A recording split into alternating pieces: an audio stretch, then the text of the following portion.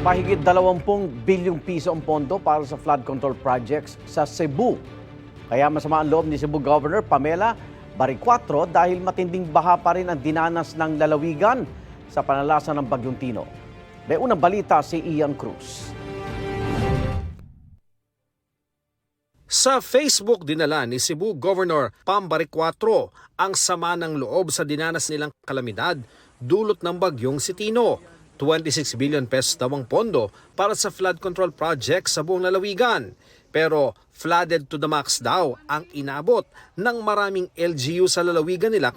Nabasa raw ng Pangulo ang shout-out ni Governor. Yan po ang dahilan kung bakit po nagpapaimbestiga ang Pangulo Marcos Jr.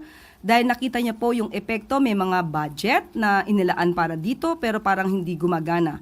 Kaya mas maganda po na kung siya man po ay nagagalit, yan din po ang nararamdaman ng Pangulo Marcos Jr. Kung meron po siya pang mga alam, may mga facts, may mga data rin po, si Governor para dito mas na makakatulong sa ating gobyerno para mapanagot ang dapat mapanagot, yan po ay welcome. Sa datos na nakalap ng GMA Integrated News Research mula sa isumbong mo sa Pangulo website, may 414 flood control projects sa Cebu Province mula taong 2022 hanggang 2025 na nagkakahalaga ng 26.7 billion pesos. Cebu City. Pangalawa ang Cebu sa Bulacan sa dami ng flood control projects at sa contract cost.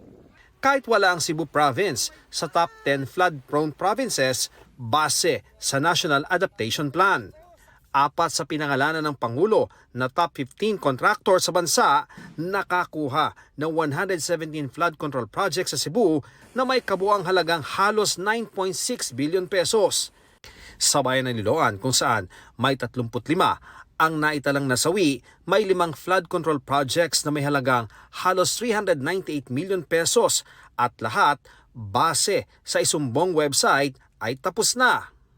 Ang dalawa sa pinakamahal na proyekto dito ay co-contractor ang dalawang kumpanya ng mga diskaya na Alpha and Omega at St. Matthew General Contractor. Sa bayan ng Compostela, may 3 flood control projects na may halagang halos 137 million pesos. Iisa ang kontraktor sa 3 proyekto at lahat ng ito ay nasa Kotkot River.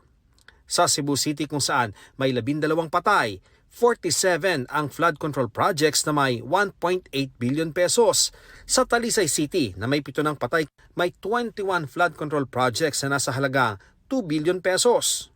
13 sa mga proyektong ito ang QM Builders ang kontraktor na nakabase sa Cebu. Ang QM Builders ang isa sa top 15 contractors.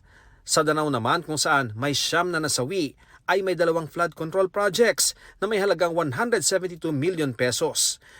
Maging ang Center Waste Construction na nakabase sa Sorsogon sa Bicol ay may proyekto rin sa mga bayan ng Alegria at Ronda. Ang 3 proyektong ito ay may halagang 212 million pesos. Sinusubukan ng GMA Integrated News sa makuhang panig ng DPWH ukol sa mga flood control projects sa Cebu. Ito ang unang balita. Ian Cruz para sa GMA Integrated News. Igan, mauna ka sa mga balita, mag-subscribe na sa GMA Integrated News sa YouTube para sa iba't ibang ulat sa ating bansa.